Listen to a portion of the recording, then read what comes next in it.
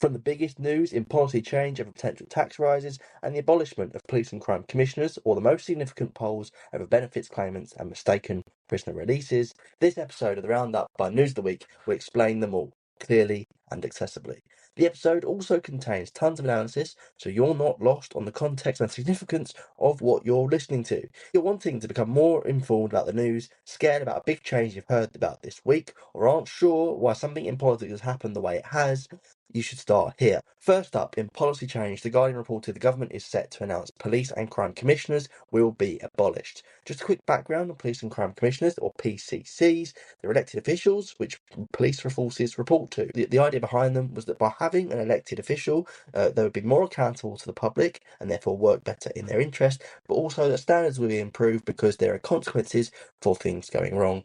There are more direct consequences of things going wrong in a way which weren't there before. The turnout in elections for PCCs has always been low, leading to the belief they were ineffective, and that also comes from the progress they've made operationally. As the article noted, the government has called them a failed experiment. Instead, they want to make them more accountable to a local council or mayoralty at the end of the current PCC's term. Instead, they want to make them more accountable to the local council or the mayoralty that they represent, and which they will do by removing PCCs at the end of their current term and replace them with a model which allows their responsibilities to be overtaken by local councils and mayors.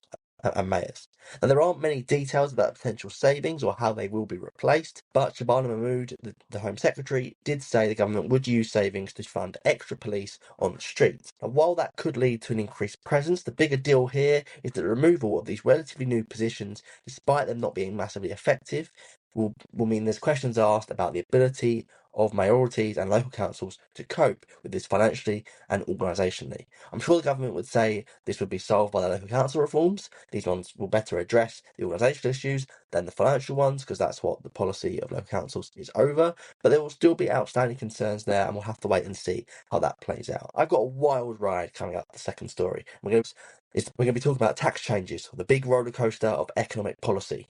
Woo! What's going on? Well, the government has been considering tax changes for weeks. One's over council tax, which would affect pensioners mainly, but others as well. And there have been criticisms levelled at it as a tax on aspiration by reform and a measure which targets pensioners by the Conservatives. Other taxes would be more serious breakages of their manifesto, like raising income tax and national insurance on those earning over £100,000. By 4% in total, with the increase to the income tax and national insurance considered. That would affect around 700,000 people. Or they could freeze the thresholds again, which other governments have done, but basically that means that people getting a pay rise, a yearly pay rise, could be pushed in to a higher rate of tax if it blocks them over the threshold, which wouldn't change in line with the increase. That would have raised £7.5 billion. All of these taxes can be criticised on their negative implications for the people who have earned money or do earn money, and therefore the policy faces objections based on fairness. However, they would have helped plug the government's hole it's facing. It was currently 20 to 30 billion. But what they wouldn't do is aid Starmer's political position. It would be seen as unpopular or more unpopular than he already is, and his confidence would be, and the confidence of members and the general public in him would be tested even more than it already has, maybe even broken. Breaking a manifesto commitment like this over tax rises so soon after being elected is a very sure sign of things going wrong. It's hard to understate how big of an impact that could have on the rest of Starmer's premiership. But here's the rollercoaster bit. On Thursday, officials told journalists the plan to raise income tax, but perhaps not other taxes like council tax or freezing the threshold, had been dropped. Why? Well, it's likely to be because of the political backlash it could have created. And where does that leave the economic picture? Well, mostly in the same mess it was already in, with a big black hole and a whole lot of uncertainty. But there are certain things that might not be considered to be breaking the manifesto. Things like the freezing the thresholds have been happening for years. That may just be considered a continuation and could be swung away as not a breakage of the manifesto. And things like the council tax wouldn't directly be an income tax rise, so that could also not break the manifesto. They still might be being considered. I don't know. Anyway, because of the budget coming up, all of these potential changes are just that, they're potential. The dropping of them is as well. That means none of it is certain, and because that isn't certain, most Most of the stuff you're seeing at the moment will be speculative, and that means we can talk about the motives behind the changes and the likelihood of them, but we can't talk about their impact or what it might mean for someone because we don't know what's actually going to happen. All of that comes in a few days' time, or I think it's like on the 26th, which is when the Chancellor stands up and delivers her budget. Anyway, that concludes the news on policy change. I'm going to move on to foreign policy now. Covering British political news, I don't very often get news from American outlets, but CNN detailed the UK has suspended some intelligence sharing with the USA over a boat strike. Routinely, the UK has used its presence in the Caribbean to share intelligence with the USA to help reduce the drug trade in the region. It shares intelligence with the USA so its Coast Guard can intercept the boats, seize the drugs, and detain the crews responsible. Recently, the USA has conducted strikes in the region, bypassing the traditional means of dealing with this, i.e., intercepting the crew, the drugs, and all of that. It is the view of the British government that these strikes are illegal. They've killed 76 people so far, and that view is shared by the UN, whose human rights chief has said that they amount to extrajudicial killing, which is the killing of someone without due legal process. CNN noted that experts also are doubting that the US government has the right to attack the boats in the way they have done. There were certain concerns about that the boats had stopped and may have been complying when they were struck. In terms of what this means to the UK and the USA, well, it could mean very little, and it could just be a disagreement over this one policy. But I think it's more likely to be slightly more than that because that reflects the US's wider rationale. So, since their stance on drug boats is indicative of their stance on other issues, there could be a further breakdown in that relationship that's usually a lot more harmonious than it is right now. That said, because the special relationship between the UK and the USA is so strategically significant for both nations, it's unlikely this reflects a big fraction of it. It's just maybe being a bit more tested than we're used to. Anyway, LBC reported the French police are stopping fewer channel crossings after the one in, one out deal, despite a promise to crack down on illegal immigration. Now, it was part of the terms of the pilot one in, one out deal from the French side to commit to strengthening operations, but analysis in the Telegraph's figures has shown, bear in mind this has been reported by LBC, by the way, analysis of the Telegraph's figures has shown that French authorities have only stopped 28% of the attempts to cross the channel. That's compared with the 38% which were being stopped across an equal period of time before the deal was struck. As you might imagine, the Conservatives have criticised these figures, with Chris Philp, the Shadow Home Secretary, calling them lamentable. The Home Office has said the government is working closely with the French to tackle illegal migration and that it will continue to work with European partners to achieve this. And that furthers the issue with the one in, one out deal, which essentially has made its effectiveness very debatable. Basically, we already know the numbers would have been low, but we've seen challenges in deporting migrants in the legal system, occurrences of migrants coming back after being deported, and now even less attempts being intercepted.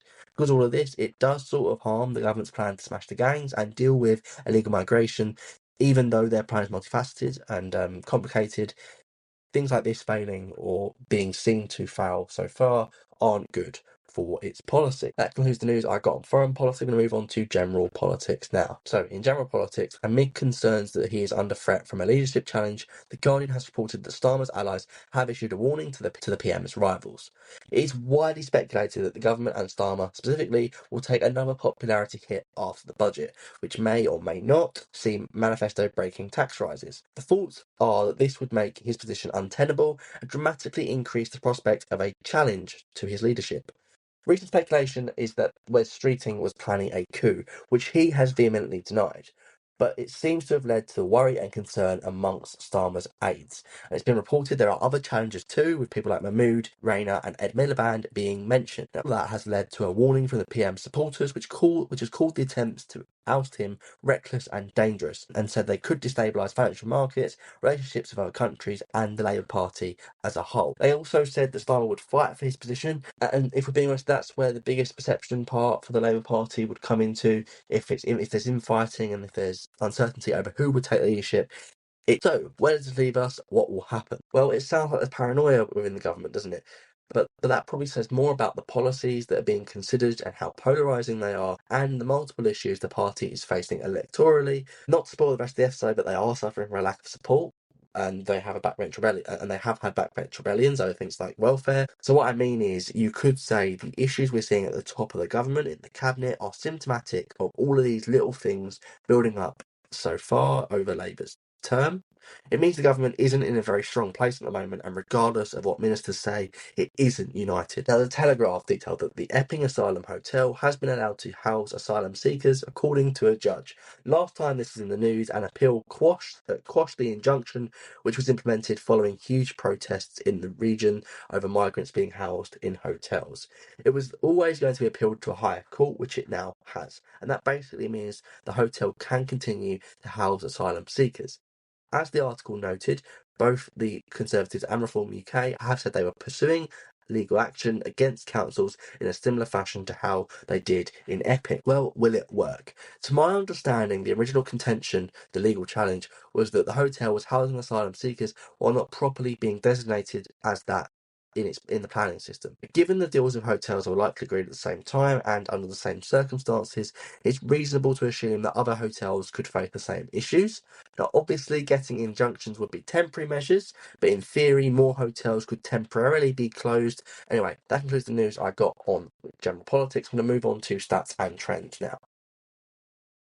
In news and stats and trends, there have been high-profile prisoner releases recently, and the Standard noted that there were 3 mistaken prisoner releases a week since April. So neither of us have to do maths. The Standard said the Ministry of Justice responded to a request for data saying that 91 prisoners were released in total between April and October. If you'll believe it, it was a reduction in the rate of releases, which was up to 262 from last year to March. A lot of attention has been paid to the high-profile cases, but why? Labour, or the Justice Secretary David Lammy, has said that the errors are a symptom of Conservative inheritance, which left prisons full and underfunded/understaffed. Now, His Majesty's Prison and Protection Service, the HMPPS, has said it is linked to large operational and legislative changes at a large scale, which complicate operations. The Chief Inspector of Prisons, Charlie Taylor, also explained it as being due to the high number of very experienced staff who have large caseloads and limited training. The Standard noted that 50% of staff had less than 5 years' experience in their roles.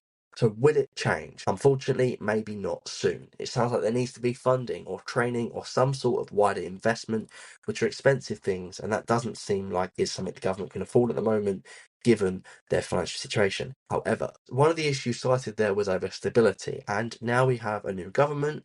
It could be that their changes last year over the early release scheme will settle down and lead to a further reduction in prisoners being mistakenly released, although that could be optimistic on my part. Moving on to another contentious issue at the moment, the Telegraph noted the number of benefits claimants who never have to work has hit 4 million for the first time. The Department for Work and Pensions has released figures which has shown that there are now 4.03 million people on benefits with no requirements to pursue work. According to the Telegraph, this number was just 3.9 million in September and 50% above the level it was in July of last year when Labour come into power. So that means that this increase has happened on Labour's watch. That doesn't necessarily mean that it's their fault, but it means it's happened while they've been in power. The government has said it is due to them being swapped over from legacy benefits to the universal credit, which is the one the Tories were implementing. They have launched an independent review into it. The independent review is led by a former Labour Health Secretary, but I want to know what you think about this. Let me know in the comments. But away from stats over policy, how do Labour voters feel about the Labour government? Politics Home covered this, with half of 2024 voters going elsewhere. The research was carried out by Labour and shared with their MPs, who presumably shared it with Politics Home. It found that 14% of people were undecided on how they would vote, and 11% would vote for reform. 3% of them would vote for the Tories. On the left, 9% would vote for the Lib Dems and 6% for the Greens, while 4% would vote for independents, and those are probably people that will make up your party if or when it gets going. Now, what does that show? Well, it means that Labour has some work to do to win over the support they've lost. They're currently losing voters all over the place, which isn't normal. It's usual for certain issues to lead to a loss of support amongst distinct areas, but you wouldn't necessarily expect these massive losses or these even splits of loss of support across the party as a whole. It's usually competing on one side to the other. It's like making trade-offs. So what that really shows is that Labour isn't doing well at keeping support at all in different policy areas and that matter to different groups. And with that, that concludes this episode of The Roundup. Thank you very much for listening or watching. I hope you found it useful, and if you did, liking and subscribing helps massively. If you have any questions about the news or want to share your assessment, put it in a comment and I'll be sure to respond. Also, if you want to check my sources or go over this week's episode story to story, check out my website, newsoftheweek.net, for the text version of this episode. I'll be back next week.